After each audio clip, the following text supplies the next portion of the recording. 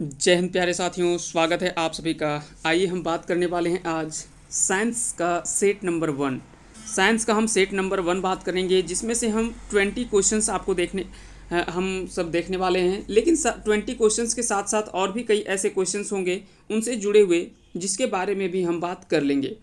साथ ही साथ ये आपके लिए जेएसएससी सीजीएल, चाहे झारखंड उत्पाद सिपाही हो, चाहे वो रेलवे हो या तो अन्य परीक्षाओं के लिए, ये सभी एग्जाम्स में आपके लिए ये मददगार साबित होगा। तो चलिए एक एक करके हम सारे प्रश्नों को देखेंगे और देखेंगे कि किस तरह के प्रश्न जो है वो पूछे जा सकते हैं। जिस तरह के प्रश्न आपके एग्जाम में आते हैं वही प्रश्नों को इसमें लेकर लाया गया है, ठीक ना। तो चलिए शुरू करते हैं आज के इस वीडियो सेशन को। आज का पहला सवाल है कि विश्व स्वास्थ्य दिवस कब मनाया जाता है। विश्व स्वास्थ्य दिवस कब मनाया जाता है? तो वर्तमान में अगर देखा जाए तो स्वास्थ्य को लेकर के ये काफ़ी ज़्यादा चर्चा में भी रहा है कि जब वैश्विक महामारी के दौरान विश्व स्वास्थ्य संगठन यानी डब्ल्यू की जो भूमिका थी वो कितनी महत्वपूर्ण हो गई थी। तो उसी को लेकर हम बात करेंगे कि विश्व स्वास्थ्य दिवस जो है वो कब मनाया जाता है। तो यहाँ पे ऑप्शन के अकॉर्डिंग इसका राइट आंसर होगा, वो होगा ऑप्शन ए। बता दें कि विश्व स्वास्थ्य संगठन विश्व के देशों के जितने भी स्वास्थ्य संबंधी समस्याओं पर आपसी सहयोग और मानव को स्वास्थ्य संबंधी समझ विकसित कराने की एक संस्था है। इसकी स्थापना अगर बात करें तो 7 अप्रैल 1948 को इसकी स्थापना होती है। तो याद रखेंगे, यह डेट भी आपको याद रखना है कि विश्व स्वास्थ्य संगठन की स्थापना 7 अप्रैल 1948 को हुआ था। विश्व स्वास्थ्य दिवस इसीलिए हर वर्ष 7 अप्रैल को मनाया जाता है।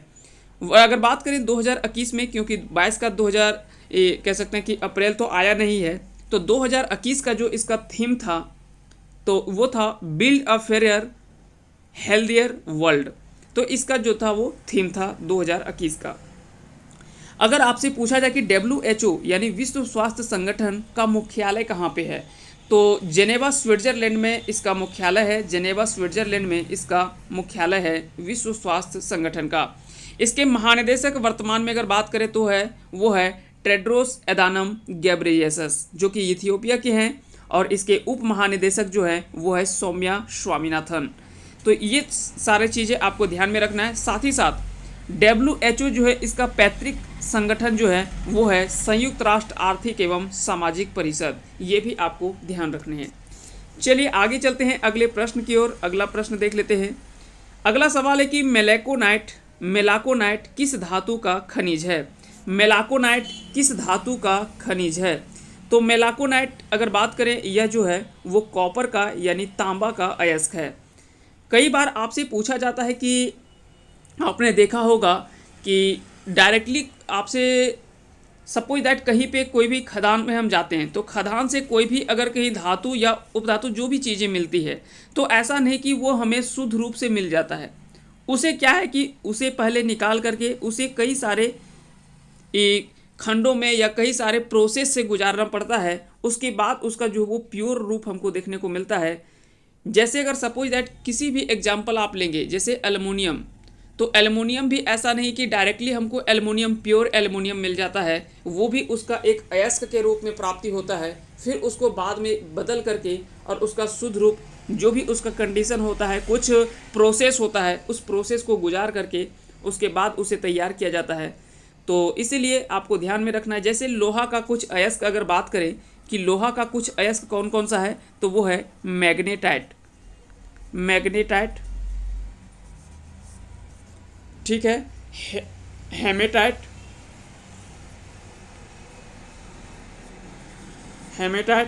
Limonite, siderite, iron pyrite. ये सभी जो है वो है लोहे के अयस्क हैं। ये क्या है? लोहा के अयस्क हैं। इसमें से झारखंड में जो सबसे ज़्यादा लोहा पाया जाता है वो हेमेटाइट किस्म का लोहा पाया जाता है।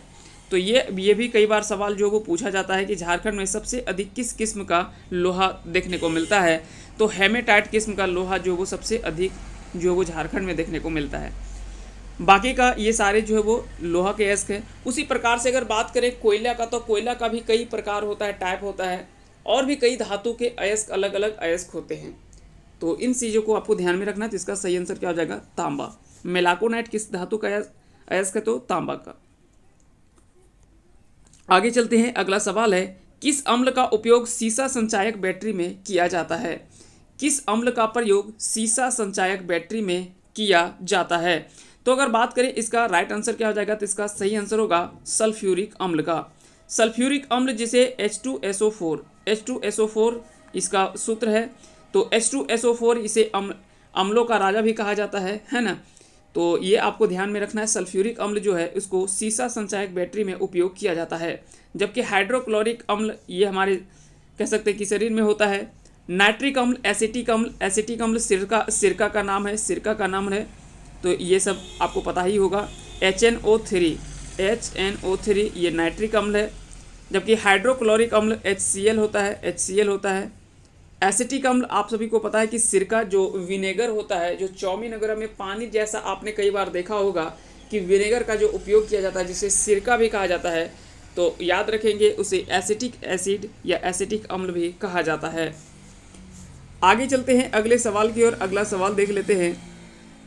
और साथ ही साथ एक चीज़ और आपको ध्यान में रखना है, कई बार आपसे सवाल में पूछा जाता है कि सोना इनमें से किस में घुल जाता है। तो एक नाम आपने सुना होगा एक्वा रेजिया आपने कई बार सुना होगा। यह दरअसल सल्फ्यूरिक अम्ल और हाइड्रोक्लोरिक अम्ल ये दोनों के मिश्रण से ही इसको तैयार किया जाता है और 1/3 के रेशियो में इसे मिलाया जाता है। उसके बाद इसको जो तैयार किया जाता है उसी को बोला जाता है अम्लराज या एक्वा रेजिया, जिसमें सोना जो है वो घुलनशील होता है यानी घुल जाता है। ये भी आपको ध्यान में रखना है। एक इकाई होता है इसमें सल्फ्यूरिक एसिड और 3 इकाई जो होता है वो हाइड्रोक्लोरिक एसिड होता है। तो ये दोनों का मिश्रण ये दोनों के अनुपात को ही मिला करके इसे कहा जाता है एक्वा रेजिया या अम्लराज, जिसमें सोना घुलनशील होता है। आगे चलते हैं अगले सवाल की ओर। अगला सवाल है, विद्युत धारा का चुंबकीय प्रभाव सर्वप्रथम अवलोकित किया था। तो विद्युत धारा का चुंबकीय प्रभाव सर्वप्रथम किसने अवलोकित किया था? तो इसका सही आंसर होगा ऑरस्टेड के द्वारा ही विद्युत धारा का चुंबकीय प्रभाव सर्वप्रथम अवलोकित किया गया था। तो इस तरह से इसका राइट आंसर हो जाएगा ऑप्शन नंबर बी यानी ऑरस्टेड। उसके बाद यहाँ पे ऑप्शन के अकॉर्डिंग अगर देखा जाए तो जैसे फैराडे आपने पढ़ा होगा कि विद्युत चुंबकीय प्रभाव ये सभी जो है इसके बारे में फैराडे के द्वारा ही दिया गया था। तो ये सारा चीज़ आपको पढ़ना है। वोल्ट जो है वो एक इकाई है, हेनरी भी एक इकाई है। तो ये सारी चीज़ों को आपको ध्यान में रखने हैं। अगला सवाल है कि न्यूरॉन इकाई है। तो न्यूरॉन जो है वो किसकी इकाई है? तो इसका सही आंसर हो जाएगा तंत्रिका ऊतक की। तंत्रिका तंत्र की सबसे लंबी इकाई जो है वो न्यूरॉन कहा जाता है। ये आपको ध्यान में रखना है। जब आपने मैट्रिक में एक पढ़ रहे होंगे तो मैट्रिक में एक फिगर आपने इस तरह से बनाया होगा। मैट्रिक में इस तरह से एक आप फिगर बनाया होगा आपने। तो ये तरह से ये कह सकते हैं कि इस तरह से एक फिगर बनाए होंगे। ठीक है, इस तरह के चित्र आपने एक ठो बनाया होगा जब आपने मैट्रिक में पढ़ा होगा। तो ये न्यूरॉन का ही चित्र होता है, इस प्रकार से बनाया जाता है। तो ये सारी चीज़ें आपने पढ़ा होगा। चलिए आगे चलते हैं, अगला सवाल देख लेते हैं। शरीर में हीमोग्लोबिन का कार्य है। तो शरीर में हीमोग्लोबिन का कार्य क्या होता है? तो अगर बात करें मानव शरीर में हीमोग्लोबिन का मुख्य जो कार्य होता है वो होता है ऑक्सीजन का परिवहन करवाना। ऑक्सीजन का परिवहन करना ये हीमोग्लोबिन का मुख्य रूप से कार्य होता है। इस प्रकार से कई बार पूछा जाता है कि हीमोग्लोबिन का रंग किस प्रकार से होता है? तो लाल रंग होता है। हीमोग्लोबिन का रंग लाल होता है ना। आगे चलते हैं अगले सवाल की ओर। अगला सवाल है कि रेडियोधर्मिता जिसका भारत में विशाल भंडार है। तो वो कौन सा रेडियोधर्मी तत्व है जिसका भारत में विशाल भंडार पाया जाता है? तो बात करें यूरेनियम का, तो यूरेनियम कुछ गिने चुने स्थान पर मिलता है। जैसे झारखंड का एक है जादूगोड़ा, एक है झारखंड का जादूगोड़ा जो कि पूर्वी सिंहभूम में स्थित है, यहाँ पे स्थित है। इसके अलावे कुछ और भी अलग अलग राज्यों में भी थोड़ा बहुत यूरेनियम का भंडार, जैसे एक राजस्थान में यूरेनियम के भंडार की बात की जा रही है कि हालांकि उसकी खुदाई या तो उसमें बहुत ज़्यादा कार्य नहीं हुआ है अभी तक, तो ये एक संभावना जताया गया है। उसके अलावा यूरेनियम का एक भंडार जो वो लद्दाख में भी बताया गया है कि लद्दाख में भी यूरेनियम का भंडार है। तो उसके भी बारे में एक अनुमान लगाया गया है, लेकिन अभी उसके बारे में पूरा कार्य जो है वो संपन्न नहीं हुआ है, या तो वहाँ से खुदाई नहीं हुआ है। लेकिन याद रखेंगे कि रेडियोधर्मी तत्व एक है थोरियम, जिसका विशाल भंडार भारत में देखने को मिलता है। तो थोरियम अगर बात करें तो यह केरल में जो है वो विशाल भंडार इसका देखने को मिलता है। इसके अलावा और भी जो समीपवर्ती राज्य है वहाँ पे भी देखने को मिलता है, लेकिन विशेष रूप से केरल में इसका प्रचुर भंडार देखने को मिलता है। तो याद रखेंगे इसका सही का आंसर क्या हो जाएगा, सही आंसर होगा थोरियम, यानी ऑप्शन नंबर बी। आगे चलते हैं अगले सवाल की ओर कि किसी मानव की आंख की रेटिना का बना प्रतिबिंब कैसा होता है। तो मानव के द्वारा जो मानव आंख में जो मानव नेत्र में जो बनता है प्रतिबिंब, वो प्रतिबिंब किस प्रकार से बनता है। तो याद रखेंगे वह प्रतिबिंब जो होता है वो पहला वास्तविक होता है और दूसरा उल्टा होता है। आपको ध्यान रखना है कि वह वास्तविक प्रतिबिंब और उल्टा बनता है, ये आपको याद रखने हैं। आगे चलते हैं अगले सवाल की ओर। और साथ ही साथ कई बार पूछा जाता है कि मानव नेत्र का कौन सा भाग जो वो दान किया जाता है। तो कॉर्निया, आपको याद रखना है कॉर्निया जो है वो दान में दिया जाता है ना। फोटोग्राफी में उपयोग किया गया संवेदी यौगिक कौन सा है। तो फोटोग्राफी में जो उपयोग किया गया प्रकाश संवेदी यौगिक है उसका नाम आपको बताने हैं। तो इसका सही आंसर होगा सिल्वर ब्रोमाइड। सिल्वर ब्रोमाइड इसका राइट आंसर हो जाएगा। कई बार सवाल जो है वो रिपीटेड सवाल है, कई बार एग्जाम्स में पूछा गया है और ये थोड़ा सा कन्फ्यूजन करता है। जैसे आप ऑप्शन देखते होंगे silver nitrate, silver chloride, silver bromide, silver oxide या सिल्वर आयोडाइड, इस तरह से सवाल जो वो कई बार आपको कंफ्यूज कर सकता है। तो याद रखेंगे सिल्वर ब्रोमाइड इसका सही आंसर हो जाएगा। अगला सवाल है कि भोजन में संरक्षात्मक खाद्य पदार्थ क्या है। तो भोजन में संरक्षात्मक खाद्य पदार्थ कौन सा है। तो इसका सही आंसर होगा विटामिन एवं खनिज। विटामिन एवं खनिज इसका राइट आंसर हो जाएगा। कार्बोहाइड्रेट्स की अगर बात करें तो कार्बोहाइड्रेट्स आपने देखा होगा कि फैट्स वगैरह के में जो है वो, और वसा हो गया फैट, तो ये दोनों का भूमिका क्या होता है। तो ये अलग अलग भूमिका होता है। जैसे आप दिनचर्या में चावल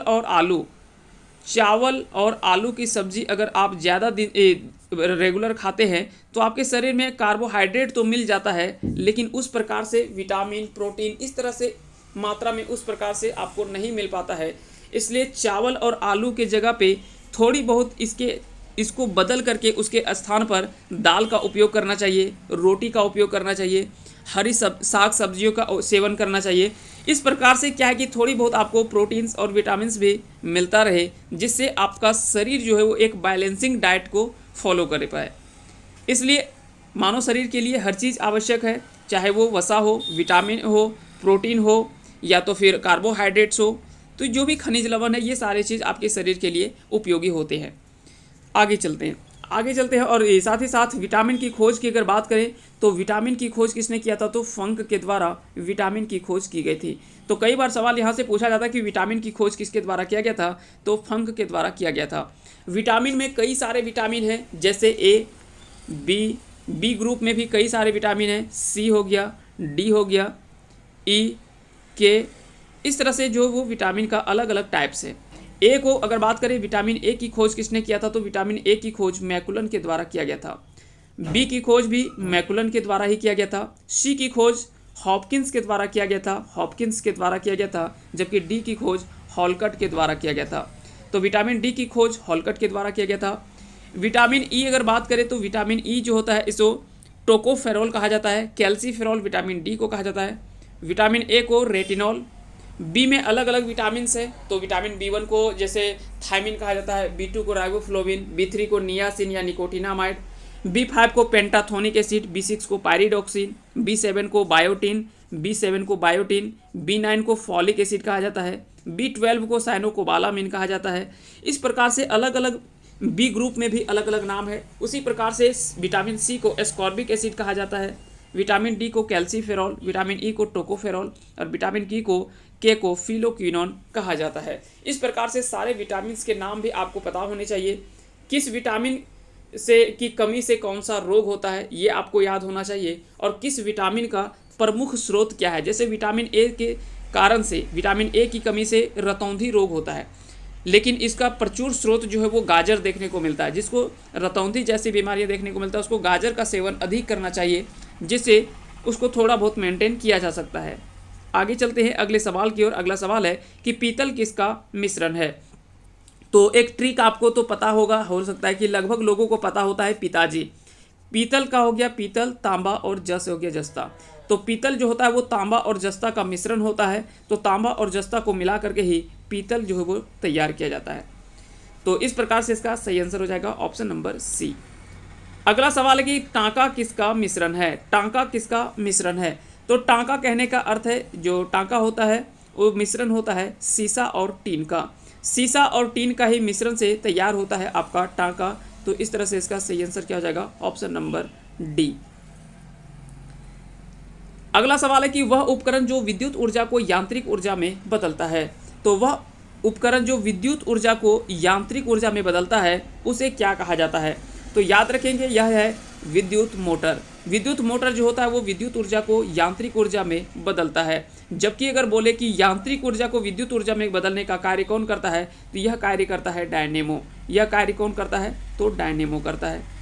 इसके अलावा और भी जैसे सौर सेल हो गया जो सौर ऊर्जा को विद्युत ऊर्जा में बदलता है। इस प्रकार से बैटरी हो गया, जो साउंड वगैरह होता है, माइक्रोफोन होता है, तो सबका अपना अपना एक कार्य होता है जो कह सकते हैं कि विद्युत ऊर्जा को ध्वनि ऊर्जा में, ध्वनि ऊर्जा को विद्युत ऊर्जा में, सौर ऊर्जा को विद्युत ऊर्जा में, सौर ऊर्जा को रासायनिक ऊर्जा में, या रासायनिक ऊर्जा को प्रकाश ऊर्जा में। इस प्रकार से कई अलग अलग टाइप से ये परिवर्तित करते हैं। तो इस तरह से भी आपको एक सवाल जो वो पूछा जाता है कई बार एग्जाम्स में। ये सारे सवाल को भी आपको ध्यान में रखने हैं। अगला सवाल है कि पानी से भरे एक बर्तन में बर्फ का एक टुकड़ा तैर रहा है, पूरी बर्फ के पिघलने पर जल का स्तर क्या रहेगा। तो आपको पता होगा कि ऐसे सवाल कई बार रिपीटेड सवाल होते हैं, तो इसमें कोई भी परिवर्तन नहीं होता है, यह अपरिवर्तित रहेगा। यह मुख्य रूप से क्या होता है, अपरिवर्तित रहता है। अब कई बार पूछा जाता है कि बर्फ जो है आखिर में पानी में क्यों तैरता है।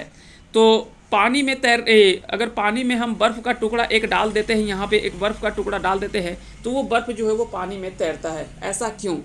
क्योंकि बर्फ़ का जो घनत्व होता है वो जल के घनत्व से कम होता है। जिसका घनत्व कम होगा वो ऊपर में तैर जाएगा, जिसका घनत्व अधिक होगा वो पानी में डूब जाएगा। ये आपको ध्यान में रखने हैं। तो इस प्रकार से भी कई बार आपसे सवाल जो वो पूछा जाता है। साथ ही साथ अगर पूछा जाता है कि कोई भी वस्तु अगर पानी में डूब रहा है तो उसका कितना भार, या बर्फ़ जो पानी में डूबता है वो कितना भाग डूबता है, 1/9, 1/10, इस तरह से भी कई बार सवाल पूछे जाते हैं। साथ ही साथ अगर एक सवाल आपसे और पूछा जाता है कि दाब बढ़ाने पर बर्फ़ का गलनांक क्या होता है। तो दाब बढ़ाने पर बर्फ़ का गलनांक जो होता है वो घट जाता है। ये भी आपको याद रखने, दाब बढ़ाने पर बर्फ़ का गलनांक घटता है। ताप बढ़ाने पर क्या होगा, ताप बढ़ाने पर भी इसका गलनांक क्या होता है, घटता है। ये भी आपको याद रखने। अगला सवाल है कि दो समानांतर दर्पणों के बीच धातु के एक गोले को रखा जाता है, इससे बने प्रतिबिंबों की संख्या कितनी होगी। तो दो समानांतर दर्पण अगर यहाँ पे रख देते हैं, इसके बीच में अगर कोई किसी वस्तु को रखा जाता है, इसके बीच में अगर किसी वस्तु को या कोई व्यक्ति को खड़ा किया जाता है, तो उसका बनने वाला प्रतिबिंब जो होता है वो क्या होता है, तो अनंत प्रतिबिंब होता है। क्या होता है, अनंत प्रतिबिंब होता है। इसका सही आंसर हो जाएगा असंख्य हो जाएगा, यानी अनंत प्रतिबिंब बनता है। अगला सवाल है डिप्थेरिया बीमारी किसे प्रभावित करता है। डिप्थेरिया बीमारी मुख्य रूप से आप सभी को पता है कि यह जो वो गला को प्रभावित करने वाली बीमारी है। तो डिप्थेरिया जो वो मुख्य रूप से गला को प्रभावित करने वाले बीमारी है। तो इसका सही आंसर क्या हो जाएगा, ऑप्शन बी इसका राइट आंसर हो जाएगा। आगे चलते हैं अगले सवाल की ओर। निम्न में से कौन सा रंग का तरंग दैर्ध्य सबसे अधिक होता है। तो किस रंग का तरंग दैर्ध्य सबसे अधिक होता है, तो लाल रंग का तरंग दैर्ध्य जो होता है वो सबसे अधिक होता है। तो यहाँ से आपको याद रखने हैं कि लाल रंग का तरंग दैर्ध्य जो होता है वो सबसे अधिक होता है। अगला सवाल है, और सबसे कम अगर पूछा जाए तो बैंगनी हो जाएगा। अगला सवाल है कि एसिड यानी अम्ल, एसिड यानी अम्ल जो है वो बदलता है, तो अम्ल जो है वो किस में बदल देता है। तो एक आपको याद रखना है अनिल। एक ट्रिक आपको सिंपल याद रखना है, एक नाम आपको याद रखना है अनिल। अ से हो गया अम्ल, नी से हो गया नीला, और ल से हो गया लाल। यानी अम्ल जो है वो नीला को लाल में परिवर्तित कर देता है। तो दूसरा बचता है क्षार यानी बेस। तो क्षार क्या होगा, इसका जस्ट उल्टा होगा, यानी वह लाल को नीला में परिवर्तित करेगा। तो क्षार जो है वो लाल से नीला में परिवर्तित करता है, जबकि अम्ल जो है वो नीला से लाल में परिवर्तित करता है। तो एक आपको याद रखने हैं, दूसरा आपको ऑटोमेटिक याद रहेगा, तो दोनों आपको याद करने की आवश्यकता नहीं है। तो इस प्रकार से इसका सही आंसर क्या हो जाएगा, ऑप्शन नंबर ए, यानी नीले लिटमस को लाल में परिवर्तित कर देता है वो होता है एसिड या अम्ल। अम्ल में भी आपको कई बार पूछे जाते हैं कि अलग अलग टाइप से यहाँ से भी कई बार सवाल जो वो पूछे जाते हैं, ये भी आपको ध्यान में रखना है। साथ ही साथ पूछा जाता है एक आपको पीएच वैल्यू कई बार एग्जाम्स में पूछे जाते हैं कि इसका पीएच मान कितना होता है। जैसे मानव रक्त का पीएच मान होता है 7.4। कई बार यह सवाल जो है वो रिपीटेड सवाल है, बराबर सवाल पूछने वाला यह पूछा गया सवाल है, कई बार यह रिपीटेड सवाल होता है। तो इन चीज़ों को आपको ध्यान में रखना है। अगला सवाल है कि चीनी के घोल में तापक्रम बढ़ाने पर चीनी की विलेयता क्या होगी। तो चीनी के घोल में तापक्रम बढ़ाने पर चीनी की विलेयता क्या होगी। यहाँ पे सिंपल कहने का अर्थ है कि अगर चीनी हम कहीं घोल रहे हैं और उसमें अगर टेम्परेचर बढ़ा दें, या सपोज दैट जैसे हम चाय बनाते हैं, तो आपने देखा होगा कि अगर सिंपल शरबत हमको बनाना है, अगर शरबत बनाना है तो चीनी को घोलने के लिए काफ़ी ज़्यादा टाइम लगता है, उसको ज़्यादा टाइम लगता है घोलने में। लेकिन वही अगर हमको चाय बनाना हो तो चाय में जैसे हम चीनी डालते हैं वो बहुत कम समय में घुल जाता है। ऐसा क्यों? क्योंकि उसमें टेम्परेचर, चाय में टेम्परेचर जो होता है वो ज़्यादा होता है, तापक्रम वहाँ पे पानी में ज़्यादा होता है, जबकि शरबत में पानी जो होता है वो ठंडा होता है, यानी वहाँ पे तापक्रम कम होता है। तो जहाँ पे तापक्रम अधिक होगा वहाँ पे चीनी की विलेयता अधिक होगी, जहाँ पे तापक्रम कम होगा वहाँ पे चीनी की विलेयता कह सकते हैं कि अधिक होगी। तो कह सकते हैं कि यहाँ पे बहुत जल्दी घुल जाएगा जहाँ पे तापक्रम अधिक होगा, और जहाँ पे टेम्परेचर कम होगा यानी कम तापमान होगा तो वहाँ पे थोड़ा धीरे धीरे वो विलय होगा। तो इस तरह से इसका सही आंसर क्या हो जाएगा कि चीनी के घोल में तापक्रम बढ़ने पर उसकी विलेयता क्या होगी, बढ़ती है। यानी जैसे जैसे टेम्परेचर बढ़ेगा उसकी विलेयता भी उतनी तीव्र गति से होगी, यानी उतनी जल्दी ही वह विलय भी हो जाएगा। थोड़ा सा यहाँ पे डिस्टर्बेंस होता है, लेकिन कोई बात नहीं, इसमें देखते चलेंगे और आगे हम जो है वो रेगुलर आपको पर डे या सेट मिलता जाएगा। आपको पर डे या सेट जो है वो मिलेगा, आप इसमें बने रहेंगे। एक बार जब आप पूरे इस सेशन को आप पूरे देखेंगे तो निश्चय ही आपको यहाँ से काफ़ी ज़्यादा बेनिफिट्स होंगे। और साइंस के आपके 20 प्रश्नों में से कम आप 16 से 18 प्रश्न आप जरूर एग्जाम्स में अच्छे से कर पाएंगे, अगर आप निश्चय ही इस प्रकार से, निश्चित रूप से अगर इस प्रकार से लगातार मेहनत करते रहेंगे और इस सारे सेट्स को आप देखते रहेंगे तो एग्ज़ाम तक इन सारे प्रश्नों में से आसानी से सभी प्रश्नों को आप हल कर पाएंगे। तो चलिए आज के आखिरी सवाल को देख लेते हैं। आज का 20वां और आखिरी सवाल है कि कार्बन का शुद्धतम रूप कौन सा है।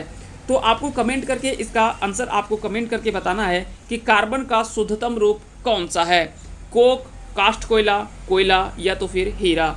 तो इसका कमेंट आप करके ज़रूर बताएंगे इसका राइट आंसर क्या होगा। उम्मीद करते हैं कि आज का ये वीडियो सेशन आप सभी को पसंद आया होगा। अगर पसंद आया होगा तो इस वीडियो को लाइक करें, साथ ही साथ चैनल पे नए हैं तो चैनल को सब्सक्राइब करें और बेल आइकन को प्रेस करें, ताकि इसी तरह का वीडियो आपको डेली मिलता रहे और आप उसका बेनिफिट्स उठाते रहें। तो आप सभी को अंत तक बने रहने के लिए बहुत बहुत धन्यवाद। जय हिंद, जय भारत।